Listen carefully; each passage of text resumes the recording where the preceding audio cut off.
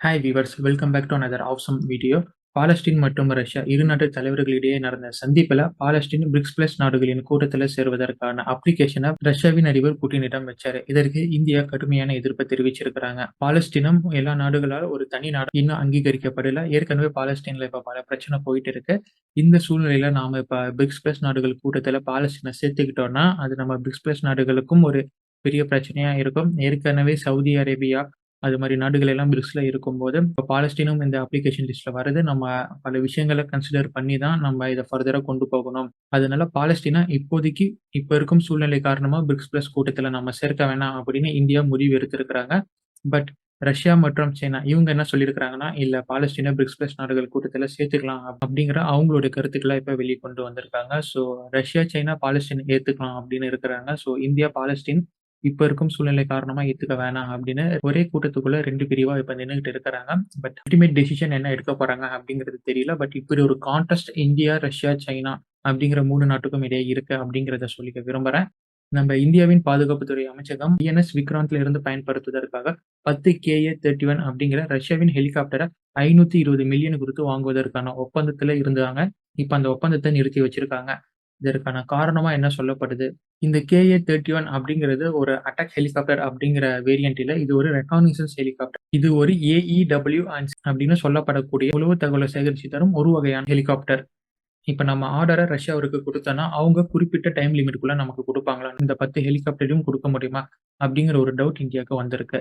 Because ஏற்கனவே நம்ம குடுத்த S-400க்கான ஆர்டர்ல இன்னும் 2 S-400 நமக்கு வர வேண்டியது இருக்கு. ஆக்சுவலா இது ஆல்ரெடி இங்க இந்தியாவுல வந்து டெப்ளாய் செய்யப்பட்டிருக்க வேண்டியது.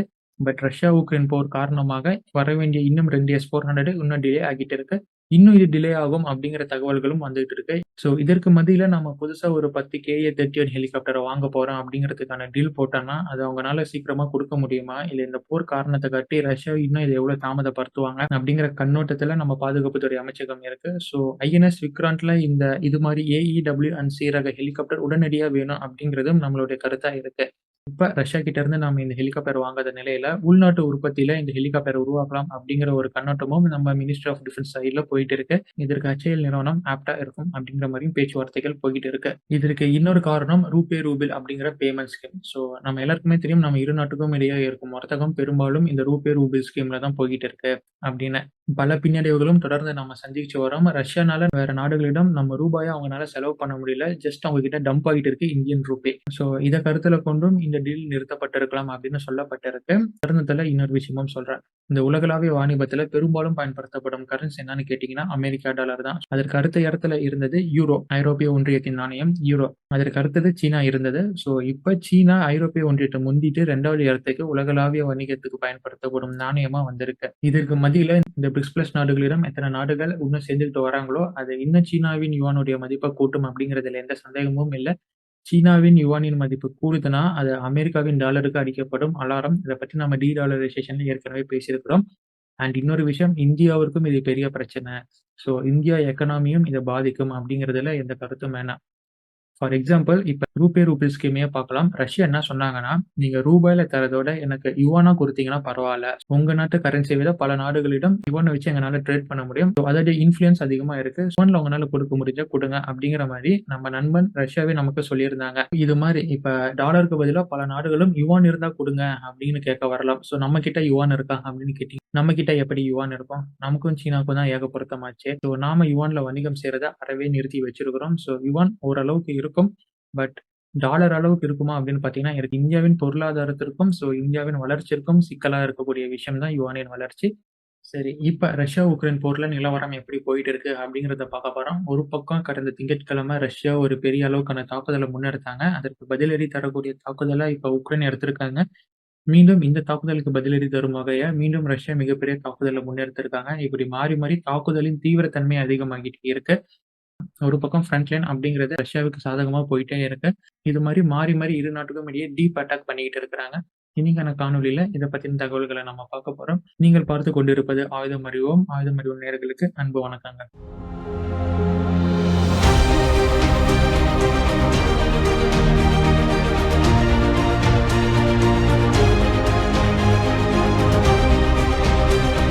கடந்த திங்கட்கிழமை ரஷ்யா உக்ரைன் மேல மிகப்பெரிய தாக்குதலை நடத்தினதை தொடர்ந்து எங்க நாட்டுல உருவாக்கப்பட்ட ஆயுதங்களை கொண்டு ரஷ்யா மேல தாக்குதல் நடத்துவோம் அப்படின்னு ஜெலன்ஸ்கி அவர்கள் அந்த திங்கட்கிழமை அன்னைக்கே ஒரு மெசேஜை சொல்லியிருந்தாரு. அதன் தொடர்ச்சியா ஆகஸ்ட் 31 இரவுல இருந்து செப்டம்பர் 1 அதிகாலை வரை சீரியஸ் ஆஃப் ட்ரோன்ஸ் பல வகையான ட்ரோன்களை கொண்டு ரஷ்யாவின் இன்ஃப்ராஸ்ட்ரக்சர் அழிப்பதற்காக ரஷ்யாவின் எல்லைக்குள்ள தாக்குதலை நடத்தியிருக்காங்க உக்ரைன். இந்த தாக்குதலுக்காக உக்ரைன் 160க்கும் மேற்பட்ட ட்ரோன்களை ரஷ்யாக்குள்ள ஏவுனதாகவும் அதுல 158 ட்ரோன்களை பல வகையான ஏர் டிஃபென்ஸ் சிஸ்டம்களை கொண்டு இடைமறிச்சதாகவும் செய்தி இப்ப ரஷ்யா சார்பா சொல்லப்பட்டிருக்கு. அதற்கான அந்த தாக்குதலுக்கான மேப்பை தான் இப்ப நீங்க ஸ்கிரீன்ல பார்த்துட்டு இருக்கிறீங்க. இந்த மேப்பை பார்க்கும்போதே நமக்கு பல இடத்துலயும் தாக்குதல் நடந்தது அப்படின்னு தெரிய வருது. 15 ரீஜியன்களை இந்த தாக்குதல் நடத்தப்பட்டிருக்கு அப்படின்னு ரஷ்யர்களால் சொல்லப்பட்டு இருக்கு. எங்க ரஷ்யாவின் இன்ஃப்ராஸ்ட்ரக்சரை தாக்குவதற்காக உக்ரைன் ட்ரோன்களை அனுப்புனாங்க அப்படிங்கிறதுக்கான ரிப்போர்ட் இப்ப நம்ம பார்க்கலாம்.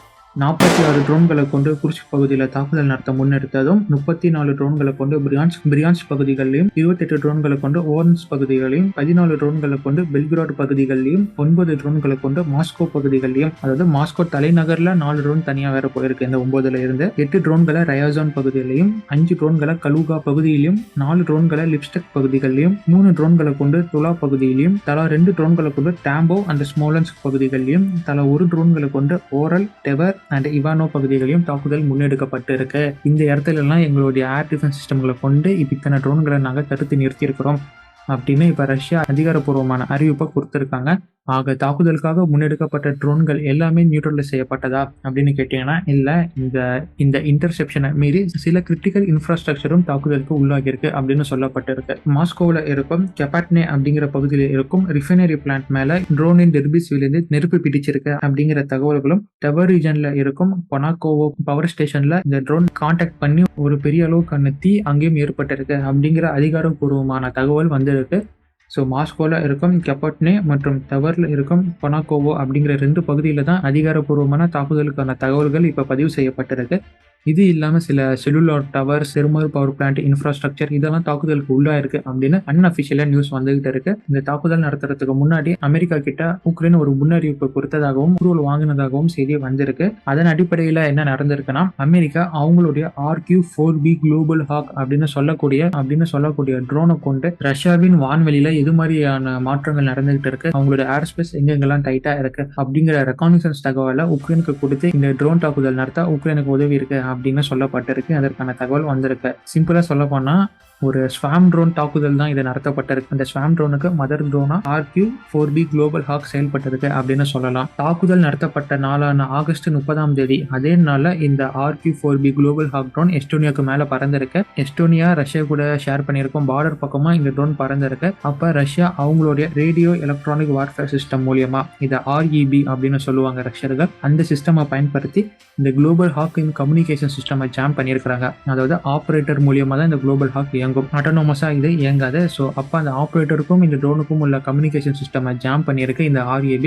ஆஸ் எ ரிசல்ட் அது வானத்தில் அப்படி இப்படின்னு போகிருக்கு. பட் சம்ஹவ் மேனேஜ் பண்ணி பக்கத்தில் இருக்கும் நாட்டோ பேஸில் போய் செட்டில் ஆகியிருக்கு அப்படிங்கிற தகவல்களும் வந்திருக்கு. ஸோ இதே கிளாஸ் ட்ரோன் தான் RQ-4B குளோபல் ஹாக் ட்ரோன் தான் உக்ரைன் ரஷ்யாவின் செவஸ்டோபோல் நகரத்து மேலே ATACMS கிளஸ்டர் மியூனிஷன் தாக்குதல் நடத்தும் போது ரொமானியன் ஏர் ஸ்பேஸில் இருந்து உக்ரைனுக்கு உதவியது அப்படின்னு சொல்லப்பட்டது.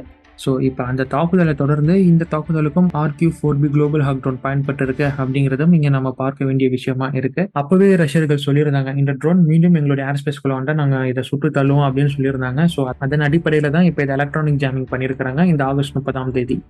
ஆக உக்ரைன் ரஷ்யாக்குள்ள இருக்கும் இன்ஃப்ராஸ்ட்ரக்சர் அழிப்பதற்காக மிகப்பெரிய தாக்குதலை முன்னெடுத்திருக்காங்க. நியூஸ் மீடியாக்கெல்லாம் இது ஃபேமஸா பேசப்பட்டுருச்சு. இப்ப ரஷ்யா சும்மா இருப்பாங்களா, இது பிரஸ்டீஜியஸ் இஷ்யூவா இருக்கும்ல, நாம நடத்தின தாக்குதலுக்கு அவனும் பெரிய அளவுக்கான ஒரு தாக்குதலை நம்ம மேல நடத்திட்டான் அப்படிங்கிற மாதிரி ஒரு பிரஸ்டீஜியஸ் இஷ்யூவா போயிருக்கும்ல.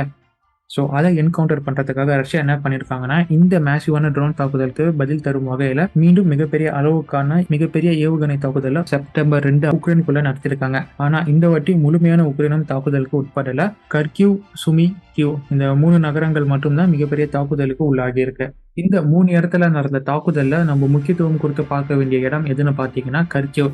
ஏன்னா கர்கியூல இருக்கும் ஷாப்பிங் சென்டர் மற்றும் சில்ட்ரன் ஸ்போர்ட்ஸ் சென்டர் இந்த 2 இடத்துலையுமே ரஷ்யாவின் ஏவுகணை தன்னுடைய தாக்குதலை நடத்திருக்கு அப்படின்னு சொல்லப்பட்டிருக்கு. ஆஸ் எ ரிசல்ட் 47க்கும் மேற்பட்டவங்க தீவிர காயம் அடைஞ்சிருக்காங்க அப்படின்னு சொல்லப்பட்டிருக்கு. நான் இங்க ஏன் கர்கியூவின் இந்த 2 இடத்த முன்வைக்கிறேன் அப்படின்னா, ஸோ இது ரெண்டுமே சிவிலியன் இன்ஃப்ராஸ்ட்ரக்சர். மக்களின் பயன்பாட்டுல இருக்கும் ஒரு இடம். ஸோ இங்கே ஒரு தாக்குதல் நடந்தா மக்கள் தான் சேதத்திற்கு உள்ளாவாங்க, மிலிட்டரி பர்சனல்ஸ் இல்ல. அதனால தான் நான் இந்த இடத்த முன் வச்சிருக்கேன். இதற்குன்னு சுமி அண்ட் கியூல சிவிலியன் இன்ஃப்ராஸ்ட்ரக்சர் தாக்குதலுக்கு உள்ளாகலை அப்படின்னு கேட்டா அங்கேயும் ஆயிருக்கு. பட் அதிகமான இழப்புகள் இங்க தான் ஏற்பட்டிருக்கு. சுமி அப்படின்னு பாத்தீங்கன்னா எஜுகேஷனல் இன்ஸ்டிடியூட் மேல தாக்குதல் நடத்தப்பட்டிருக்கு. ஸோ அதுலயும் ஒரு 7க்கும் மேற்பட்ட குழந்தைகள் தாக்குதல் உள்வாங்கியிருக்காங்க அப்படிங்கிற செய்தி வந்துகிட்டு இருக்கு. இது போக கியூ அப்படின்னு பாத்தீங்கன்னா இந்த செய்தி நம்ம ரெக்கார்ட் பண்ண கியூல தாக்குதல் நடந்துகிட்டே இருக்கு. பிகாஸ் செப்டம்பர் 2 அப்படிங்கிறது இன்னைக்கான தேதி இல்லையா? ஸோ இன்னைக்கான தேதியில தான் இந்த மிகப்பெரிய தாக்குதல் முன்னெடுத்து நடத்திக்கிட்டு இருக்கிறாங்க. ஸோ இந்த வீடியோ நான் போட தொடர்ந்து பல தாக்குதல்களும் ரஷ்யர்களால் முன்னெடுக்கப்பட்டுக்கிட்டு இருக்கு அப்படிங்கிற செய்தி வந்துகிட்டே இருக்கு. ஸோ இப்போ வரைக்கும் என்ன ரிப்போர்ட் உக்ரைன் சார்பாக கொடுக்கப்பட்டிருக்கு அஃபிஷியலா அப்படின்னு கேட்டிங்கன்னா 9 பெலிஸ்டிக் மிசைல்கள், 13 க்ரூஸ் மிசைல்கள், 20 UAV ட்ரோன் அதாவது கமிகாசி அட்டாக் ட்ரோன் பயன்படுத்தப்பட்டிருக்கு அப்படின்னு சொல்லப்பட்டிருக்கு. அண்ட் இந்த 9 ballistic missile, 13 cruise missile, 20 UAV இது எல்லாமே கியூ அவங்களுடைய ஏர் டிஃபென்ஸை கொண்டு கியூ கர்சன் சுமில ஷூட் பண்ணியிருக்காங்க அப்படிங்கிற தகவல்கள் இப்போ அதிகாரப்பூர்வமாக கியூ இப்போ வெளியிட்டிருக்காங்க.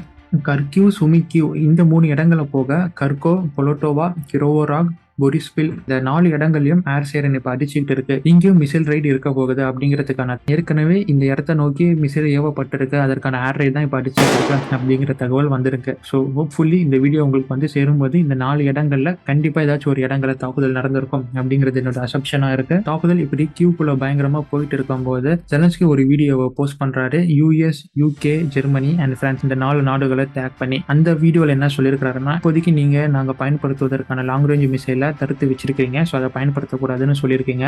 அந்த பேனை நீங்க லிஃப்ட் பண்ணா மட்டும்தான் எங்க நாட்டை பாதுகாக்கிறதுக்காக அந்த லாங் ரேஞ்ச் மிசைலை கொண்டு எங்களால ரஷ்யாவின் உள்பகுதிக்குள்ள தாக்குதல் நடத்த முடியும். அப்படி ரஷ்யாவின் உள்பகுதிக்குள்ள இருக்கும் மிசைல் லான்ச் பேடுகள் எல்லாமே அழிச்சாதான் எங்களால இப்ப கியூக்குள்ள நடத்தப்படும் தாக்குதலை பெரிய அளவுக்கு கண்ட்ரோல் பண்ண முடியும் அப்படிங்கிற மாதிரி ஒரு வீடியோவை பதிவு பண்ணி US, UK, Germany and France இந்த 4 நாடுகளுக்கும் ஒரு கோரிக்கையை வச்சிருக்கிறாரு. ஆக இன்னைக்கான வீடியோவில் இருந்தும் இந்த செய்திகள் இருந்தும் நம்மளால ஒரு விஷயத்தை புரிஞ்சுக்க முடியும். 2.5 வருஷத்துக்கு முன்னாடி இந்த ஸ்பெஷல் மிலிட்டரி ஆபரேஷன் ஆரம்பிக்கப்பட்டது. அப்பயும் இந்த சிவிலியன் இன்ஃப்ராஸ்ட்ரக்சரை டார்கெட் பண்ணி தாக்குதல் நடத்தப்பட்டது. ஆனா அப்ப நடத்தப்பட்ட தாக்குதல் இந்த அளவுக்கு வீரியமா இருந்ததா, இந்த அளவுக்கு கேஷுவாலிட்டி கொண்டு இருந்ததா அப்படின்னு கேட்டீங்கன்னா இல்ல. ஆனா இப்பயும் அதே சிவிலியன் இன்ஃப்ராஸ்ட்ரக்சர் தான் டார்கெட்டா வைக்கப்பட்டு தாக்குதல் நடத்தப்படுது. ஆனா இந்த வாட்டி தாக்குதலானது மிகப்பெரிய அளவுல இருக்கு. ரஷ்யன் நடத்தின மிசைல் ரைடா இருந்தாலும் அது பெரிய அளவுக்கு ஒரு மேசிவான அட்டாக்கா இருக்கு. உக்ரைன் நடத்தின ஏர் ட்ரோன் அட்டாக்கா இருந்தாலும் அதுவும் ஒரு மேசிவா இருக்கு. தாக்குதல் இப்ப பெரிய அளவுக்கு வீரியத்தோட போய்கிட்டு இருக்கு. ஆஸ் எ ரிசல்ட் இங்க சிவிலியன் இன்ஃப்ராஸ்ட்ரக்சர் தாக்குதலுக்கு உட்படும் காரணத்தினால அங்க இருக்கும் மக்கள் கேஷுவாலிட்டிஸ் உடைய கவுண்ட்டும் அதிகமாகிட்டே இருக்கு. இது மிகப்பெரிய கவலைக்குரிய விஷயமா இருக்கு. ஃப்ரண்ட் லைன் அப்படிங்கிறது தான் 2.5 வருஷத்துக்கு முன்னாடி இருந்த கேஷுவாலிட்டி ஏரியாவா இருந்துச்சு. ஃப்ரண்ட் லைன் அதை பிடிக்கிறதுக்காக மிகப்பெரிய தாக்குதல் நடத்தப்பட்டது. ஸோ அப்ப கேஷுவாலிட்டிஸ் இருந்தாங்க. ஆனா இப்ப ஃப்ரண்ட் லைன் அப்படிங்கிறது ஒரு பக்கமா போயிட்டு இருக்கு. அது ரஷ்யா பக்கம் தான் போய்கிட்டு இருக்கு. ஸோ ரஷ்யர்கள் தான் ஃப்ரண்ட் லைன் அப்படிங்கிற இடத்துலயும் முன்னேறி போயிட்டு இருக்கிறாங்க. பட் ஃப்ரண்ட் லைன் அப்படிங்கிறத மீறி இப்போ 2 நாடுகளும் அவங்க 2 நாட்டுக்கும் உள்ள டீப் டார்கெட் பண்ணி இப்போ அடிச்சுக்கிட்டு இருக்கிறாங்க. நான் என்ன சொல்ல வரேன்னு புரியுதா? ஃப்ரண்ட் லைன் தாக்குதல் அப்படிங்கிறத காட்டிலும் இப்போ கூடுதலா 2 நாட்டுக்கும் உள்ள தாக்குதல் நடத்துறது அப்படிங்கிறது அதிகமாக இருக்கு. அந்த தாக்குதலின் தன்மையானதும் இப்போ தீவிரம் அடைஞ்சிருக்கு அப்படிங்கிறத தான் நான் சொல்ல வரேன். கடந்த 2-3 காணொலிகளை நீங்க எடுத்து பார்த்தாவே உங்களுக்கு நான் சொல்ல வரது என்ன அப்படிங்கிறது புரியும். இப்போதைக்கு அப்படின்னு பார்த்தீங்கன்னா ரஷ்யா உக்ரைன் போர் எஸ்கலேஷன் ஆகுது அப்படின்னு பார்த்தீங்கன்னா ஆல்ரெடி இது எஸ்கலேஷன் ஆகியிருக்கு. ஆஸ் எ ரிசல்ட்டாக தான் இங்கே பெரிய அளவுக்கு மேசிவ் அட்டாக்ஸ் 2 நாடுகளும் மாற்றி நடத்திட்டு இருக்கிறாங்க அப்படிங்கிறத சொல்லிக்க விரும்புகிறேன். ஸோ இன்னைக்கான காணொலி இதுதான் மக்களே. இன்னைக்கான காணொலி நம்ம முக்கியமாக பார்க்க வேண்டியது உக்ரைன் நடத்தின தாக்குதலும் உக்ரைனுக்கு பதிலடி தரும் வகையா ரஷ்யா நடத்தின மிசைல் தாக்குதலும் தான் இன்னைக்கு நம்ம பார்க்க வேண்டிய நியூஸாக இருக்கு. ரஷ்யாவின் இந்த பதிலடி தாக்குதல் தொடர்ந்து போயிட்டு இருக்கு அப்படிங்கிறதும் நான் இங்கே பாயிண்ட் பண்ணி வைக்கிறேன். இன்னைக்கான காணொலி பற்றின உங்களின் கருத்துக்கள் என்ன அப்படிங்கிறத மறக்காம கமெண்ட் பாக்ஸில் போடுங்க. தொடர்ந்து இந்த பதிவை நம்ம கண்டினியூ பண்ணுவோம். Russia versus Ukraine war special military operation அப்படிங்கிறத நம்ம பதிவு பண்ணிட்டு இருக்கோம். இதில் இருக்கும் முக்கியமான சுவாரஸ்யமான தகவல்களை தெரிந்து கொள்ள ஆயுதமர்வம் நியூஸ் சேனலை நீங்க சப்ஸ்கிரைப் பண்ணி வச்சுக்கோங்க. இந்த ஆயுதமர்வம் அப்படிங்கிற சேனல் வெறும் ரஷ்யா உக்ரைன் வார் அப்படிங்கிறத கான்சென்ட்ரேட் பண்ணி இல்லாம இந்தியன் டிஃபென்ஸ் நியூஸை நம்ம கவர் பண்ணுவோம். குளோபல் மிலிட்டரி டெக்னிக்ஸ் அதையும் நம்ம கவர் பண்ணி நம்ம பேசுவோம். ஒரு ஒருங்கிணைந்த சேனலாக தான் இது இருக்க போகுது. ஜஸ்ட் வெறும் இந்த போருக்காக உருவாக்கப்பட்ட சேனல் இது இல்லை அப்படிங்கிறத இங்கே நான் பதிவு பண்ணிக்கிறேன். நம்ம சேனலின் ப்ரொஃபைல போய் பாருங்க. யூடியூப்ல ஆயுதமர்வம் அப்படின்னு டைப் பண்ணுங்க, ஒரு ஸ்க்ரீன் வரும். ஸோ நம்ம ஹோம் பேஜ் தான் அது. அதில் போய் பாருங்க எது மாதிரியான வீடியோஸ் இத்தனை நாளாக நம்ம போட்டிருக்கோம். ஸோ எது மாதிரியான மிலிட்டரி டெக்னாலஜிஸ் நம்ம டிஸ்கஸ் பண்ணியிருக்கிறோம் அப்படிங்கிறத பாருங்க. Hopefully you will be like our channel. உங்களுக்கு பிடிச்சிருந்தா நம்ம ஆயுதமர்வம் அப்படிங்கிற சேனல் சப்ஸ்கிரைப் பண்ணி வச்சுக்கலாம் அண்ட் தொடர்ந்து ஃபாலோ பண்ணிக்கலாம். இந்த ஒரு கோரிக்கையுடன் இன்னைக்கான காணொலியை நான் முடிச்சுக்கிறேன். Until it signing off from ஆயுதமர்வம். மீண்டும் அடுத்த பதிவில் சந்திப்போம். அதுவரை இணைந்திருங்கள். ஆயுதமர்வம். Stay tuned for next video my dear friends. நன்றி, வணக்கம்.